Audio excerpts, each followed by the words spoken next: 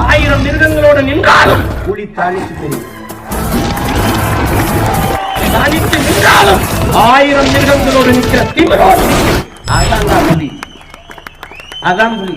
பேரன்பிற்கினை தமிழ் சொந்தங்களுக்கு புரட்சிகர வணக்கம். இன்றைக்கு காணொலியில என்ன பார்க்க போறோன்றதுக்கு முன்னாடி ஒரு குட்டி கதை ஒன்று சொல்றேன். அதை கேட்டுக்கிட்டீங்கன்னா இந்த கண்டென்ட்டுக்கும் அந்த கதைக்கும் ரொம்ப சரியா போகணும். எங்க ஊர்ல ஒரு தலைவர் இருந்தார். அந்த தலைவருக்கு நல்லா படிச்ச ஒரு கிளர்க் ஒருத்தர் கூட இருந்தார்.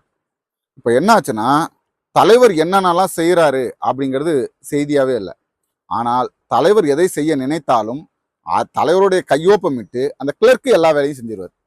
அவரு எதெல்லாம் பணம் சுருட்டணும், எதெல்லாம் கொள்ளையடிக்கணும், எப்படியெல்லாம் செய்யணும், யாருக்கு தலைவருடைய கையொப்பம் வேணும்னாலும் அதை உடனடியாக கிளர்க்கு செஞ்சிருவார். அதே நிலைதான் இன்னைக்கு தமிழ்நாட்டில் நடந்துகிட்டு இருக்கு. என்னடா சொல்ற அப்படின்றீங்களா? நான் சொல்லலைங்க. நீதிமன்றம் இந்த திமுக அரசுக்கு ஓங்கி உச்சியில ஒரு கொட்டு வச்சிருக்கு. இது கையாளாகாத அரசு, இது கேவலமான அரசு, இந்த அரசு தமிழகத்தை ஆள்வதற்கு தகுதியற்ற ஒரு அரசு அப்படின்னு சொல்லி கூட்டு வச்சிருக்கு. என்ன காரணம்னு பாக்குறீங்களா? ஒண்ணும் இல்லைங்க. இப்போ அரசு எதற்காக இருக்கிறது, முதலமைச்சர் எதற்காக தேர்ந்தெடுக்கிறோம், எம்எல்ஏக்கள் எதற்காக தேர்ந்தெடுக்கிறோம்னா, ஒரு முதலமைச்சரால எல்லா தொகுதிகளிலும் போய் வேலை செய்ய முடியாது. சரிங்களா? இப்போ 234 தொகுதிகளிலும் என்ன நடக்குது அப்படிங்கிறத நேரடியா போய் வேலை செய்ய முடியாது.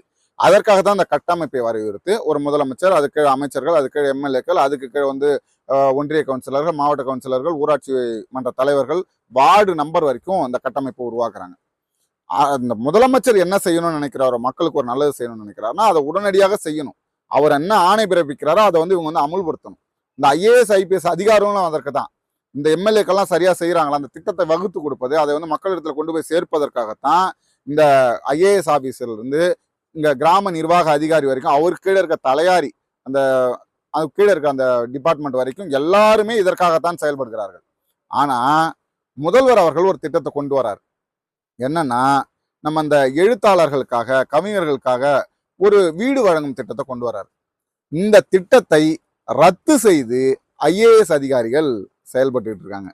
இத நீதிமன்றம் என்னன்னு கேள்வி கேட்கிறாங்கன்னா, உண்மையிலேயே தமிழ்நாட்டில் நடக்கக்கூடியது திமுக அரசா இல்ல ஐஏஎஸ் அரசா? இந்த ஐஏஎஸ் அதிகாரிகள் அனைவரும் ஒன்றிணைந்து திமுக அரசுக்கு இணையாக ஒரு அரசாங்கத்தை நடத்தி கொண்டிருக்கிறார்கள். இது சட்டத்திற்கு புறம்பானது அப்படின்னு சொல்லி நீதிமன்றமே சொல்லுது. நாம சொல்லல, நீதிமன்றம் தான் சொல்லுது. இது சட்டத்திற்கு புறம்பானது. அதிகாரிகள் ஆட்சி அமைத்தால், அதிகாரிகள் நாடாண்டால் இந்த எம்எல்ஏக்களுக்கும் அமைச்சர்களுக்கும் இந்த முதல் மந்திரிக்கும் என்ன வேலை இருக்கிறது அப்படின்னு கேள்வி எழுப்பியிருக்காங்க. இதுல ஒரு ஆட்சிக்கு வந்த உடனே ஸ்டாலின் இஸ் மோர் டேஞ்சரஸ் தென் கருணாநிதி, கருணாநிதியை விட மிகவும் டேஞ்சரான ஒரு ஸ்டாலின் அப்படின்னு சொல்லி பாஜகவில் இருக்கிறவங்க வாயாலேயே கோவம் வச்சாங்க. எதுலப்பா டேஞ்சர் அப்படின்னு சொன்னா, கருணாநிதி கொள்ளையடித்ததை விட, அண்ணன் சொல்லுவார்ல, ஒரு காட்டுக்குள்ள ஒரு திருடன்னா அந்த திருடன் மிகப்பெரிய அளவுல கெட்ட பேர் சம்பாதிச்சு வச்சிருந்தா தன்னுடைய மகன் இடத்துல சொன்னா, தன்னுடைய மகன் கிட்ட, தம்பி இது மாதிரி நான் நிறைய கெட்ட பேர் சம்பாரிச்சிட்டேன், நீ என்ன பண்றனா அவன் அப்பனே பரவாயில்ல அப்படின்னு நல்ல பேர் வாங்குற அளவுக்கு நீ நடந்துக்கணும் அப்படின்னு சொன்னார்.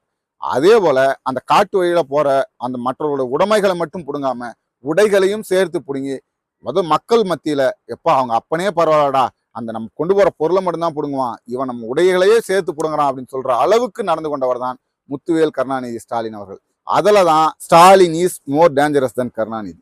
கக்கூஸ்ல 1000 கோடி ஊழல் அடிக்க முடியும் அப்படின்றத நிரூபிச்சவர் தான் இந்த முத்துவேல் கருணாநிதி ஸ்டாலின் அவர்கள். தமிழ்நாட்டுல எதற்கெடுத்தாலும் கொலை, எதற்கெடுத்தாலும் கொள்ளை, அதாவது ஒரு என்ன சொல்றது, நம்ம தமிழ்நாட்டுல தான் வாழ்ந்துட்டு இருக்கோமா, இல்ல பீகார், உத்தரப்பிரதேசம் போன்ற மாநிலங்களில் வாழ்ந்துட்டு இருக்கோமான்ற அந்த மனநிலையை உருவாக்கியது தான் இந்த கருணாநிதி ஸ்டாலின் அவர்களுடைய மிகப்பெரிய சாதனையாக இருக்கிறது. முதலமைச்சர் சொல்வதை இந்த ஐஏஎஸ் அதிகாரிகள் கேட்கணும்.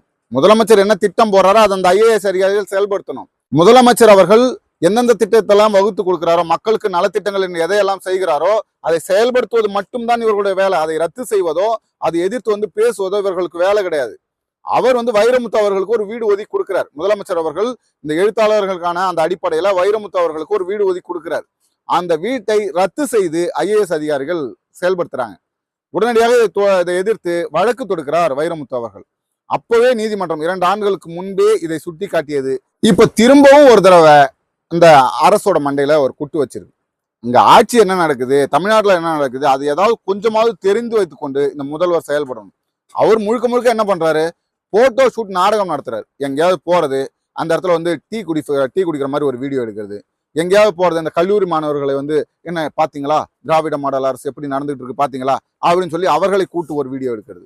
முழுக்க முழுக்க விளம்பர நாடக அரசியலாகத்தான் இவர்கள் செய்து கொண்டிருக்கிறார்களே தவிர ஒரு இடத்துலயும் இங்க என்ன நடக்குது, இந்த அமைச்சர்கள் என்ன செய்யறாங்க, அமைச்சர்கள் எந்தெந்த வகையில கொள்ளையடிக்கிறாங்க, அதை எப்படி தடுத்து நிறுத்தணும், இந்த அதிகாரிகள் சரியாக செயல்படுகிறார்களா, ஐஏஎஸ் அதிகாரிகள் நான் சொல்றதை கேட்கறதானே உன் வேலை, நான் என்ன சொல்றேனோ அதை கேட்கறதானே உன் வேலை, நீ எப்படி நீ ரத்து செய்யலாம், உடனடியாக அந்த ஐஏஎஸ் அதிகாரி இடமாற்றம் செய்யுங்க, இல்ல வேற மாநிலத்துக்கு மாத்துங்க. அப்படி செயல்படுவதுதான் ஒரு சரியான முதலமைச்சரின் வேலை. அதுவும் நீதிமன்றமே சொல்கிறது, கருணாநிதி ஆட்சி காலத்தில் கூட இப்படி நடந்ததில்லை. கருணாநிதி இருக்குன்ற போது ஒரு ஐஏஎஸ் அதிகாரி கூட இப்படி செய்ததில்லை. ஏன்னா ஜெயலலிதா அவர்களை பற்றி தெரியும். ஜெயலலிதா அவர்கள் மிகவும் வலிமையானவர். அவரை எதிர்த்து ஏதாவது பேசினாங்க, அவர்களுக்கு எதிராக ஏதாவது செயல்படுறாங்கன்னா உடனடியாக அவர்கள் மீது நடவடிக்கை பாயும். ஆனால் இவர் எதற்கு பயந்து கொண்டு, யாருக்கு பயந்து கொண்டு இப்படி ஆட்சி நடத்துறாருன்னு தெரியல. உண்மையிலேயே ஒரு தொண்டனுக்கு பயந்தா கூட பரவாயில்ல, கட்சிக்காரர்களுக்கு, எம்எல்ஏக்களுக்கு, அமைச்சர்களுக்கு பயந்தா ஆட்சியை கவுத்துருவாங்கன்னு கூட சொல்லலாம். ஐஏஎஸ் அதிகாரிகளுக்கு எப்படி எதுக்கு பயப்படணும்? ஐஏஎஸ் அதிகாரிகளை நீங்க தான் மிரட்டணும். எப்படியா நான் போடுற ஒரு சட்டத்தை, நான் கொடுத்த வீட்டை நீ எப்படி தடுத்து நிறுத்த முடியும்னு கேட்கணும். உடனடியாக அவர் வந்து அரசு துறையில இருந்து தூக்கணும். இதை செய்ய வக்கற்று இது நீதிமன்றம் வரைக்கும் போய் நீதிமன்றம் புட்டு வைக்கிற அளவுக்கு ஒரு கையாளாகாத அரசு தமிழ்நாட்டை ஆண்டு கொண்டிருக்கிறது. கோமாளிகளின் கையில நாடு சிக்குனா இதுதான் நிலமன்றதுக்கு நமது முத்துவேல் கருணாநிதி ஸ்டாலின் அவர்கள் ஒரு மிகப்பெரிய உதாரணமாக இருக்கிறார். கோமாளிகளின் ஆட்சி தான் தமிழ்நாட்டில் நடந்துகிட்டு இருக்கு. நல்லா பாருங்க, ஒவ்வொரு நாளும் ஒவ்வொரு பிரச்சனை, மக்கள் போராடி கொண்டிருக்கிறார்கள். இது எதுவுமே காதுக்கு வராதவர் போல, செவிடானவர் போல, குருடானவர் போல நம்ம முத்துவேல் கருணாநிதி ஸ்டாலின் அவர்கள் நடந்து கொண்டிருக்கிறார். கவின் படுகொலையாக இருக்கட்டும், அதாவது வந்து இப்போ ஒரு தமிழனை அடித்து கொல்லப்பட்ட விடயமாக இருக்கட்டும், ஒரு தமிழனை வடமாநிலத்தவன் அடித்து கொண்டிருக்கான். இதன் பிறகாகவாவது நாங்கள் வந்து விழித்தெழுந்து கொண்டோம்பா. ஏன்னா ஏற்கனவே ஒரு சம்பவம் நடந்துருச்சு. இது ஒரு சம்பவம் இல்லை, இதுக்கு முன்னாடி பல சம்பவம் நடக்குது. ஒரு மீனவ ஒரு வயதான பாட்டியை கற்பழிச்சு கொலை செய்ததாக இருக்கட்டும், எண்ணற்ற சம்பவங்கள் தொடர்ந்து வடமாநிலத்தவர்கள் இங்கே அரங்கேற்றப்பட்டு கொண்டிருக்கிறது. ஒரு 1ஆம் வகுப்பு படிக்கூடிய பள்ளி மாணவியை பாலியல் சீண்டலில் ஒரு வடமாநில தொழிலாளர் ஈடுபட்டிருக்கார். இது தொடர்ச்சியா ஒவ்வொரு நாளும் நடந்துகிட்டே இருக்கு. நம்ம எங்க வாழ்ந்துட்டு இருக்கோம், உத்தரப்பிரதேசத்துல, பீகார்ல எங்க வாழ்ந்துட்டு இருக்கோன்றதே தெரியாம இருக்கு. இல்ல தமிழ்நாடு இன்னொரு ஈழமாக மாறிக்கொண்டு இருக்கிறதான்றது தெரியல. இங்க நடக்கிற எந்த அநீதிகளும் முதலமைச்சருக்கு தெரியல. கூட்டணி கட்சிகள் நாங்க வந்து அவர்களுக்கு சொல்றோம் முதலமைச்சர் சிறப்பான ஆட்சி செய்யறாரு அப்படின்னு சொல்லி மிக கேவலமான ஒரு அரசியலை தமிழ்நாட்டில் செய்து கொண்டிருக்கிறார்கள். ரொம்ப பச்சையாக நாடகம் நடிக்கிறார்கள். இப்படித்தான் இங்க ஆட்சி நடந்துகிட்டு இருக்கு. இவங்க ஆட்சியிலே கவனம் செலுத்துறது இல்லை, அதிகாரிகள் மீது கவனம் செலுத்துறது இல்லை, எம்எல்ஏ எம்பிக்கள் என்ன செய்யறாங்கன்னு கவனம் செலுத்துறது இல்லை. தமிழ்நாடு என்ன ஆனாலும் கவலை இல்லை, முடிஞ்ச அளவுக்கு சுருட்டுவோம். எந்த அளவுக்கு எதில் கொள்ளையடிக்க முடியுமோ, எந்தெந்த வகையில மக்களை வந்து ஏமாற்றி பிழைக்க முடியுமோ அது எல்லாம் செய்வோம் சொல்லி தொடர்ந்து செய்து கொண்டிருக்கிறார்கள். இந்த போக்கு அரசுக்கு மட்டுமல்ல தமிழ்நாட்டுக்கு பேராபத்தை ஏற்படுத்தும். இன்னைக்கு வந்து நாளைக்கு அவர்கள் என்ன நினைக்கிறார்களோ, இந்த ஐஏஎஸ் அதிகாரிகள், ஐபிஎஸ் அதிகாரிகள் என்ன நினைக்கிறார்களோ அது மட்டுமே இங்க நடக்கும். ஒரு மந்திரிக்கோ, ஒரு அமைச்சருக்கோ, ஒரு முதலமைச்சருக்கோ இங்க எந்த வேலையும் இருக்காது. அதனால முதலமைச்சர் கொஞ்சமாவது முதலமைச்சராக இருங்க, மக்களுக்கானதை செய்யுங்க. கொஞ்சம் உங்களை சுத்தி என்ன நடக்குதுன்றதை தெரிஞ்சுக்கோங்க. மற்றது கூட தேவை, உங்களை சுத்தி என்ன நடக்குது, நீங்க யாரு, எந்த இடத்துல உட்காந்துட்டு இருக்கீங்க அப்படிங்கிறத தெரிஞ்சுக்கோங்க. இன்னும் கோமாளிகளாகவே இருக்காதீர்கள். மக்கள் தெளிவு பெறுங்கள். அடுத்தது ஒரு காணொலியில் உங்களை சந்திக்கும் வரை உங்களிடம் விடைபெறுவது உங்கள் அன்பழகன். நன்றி.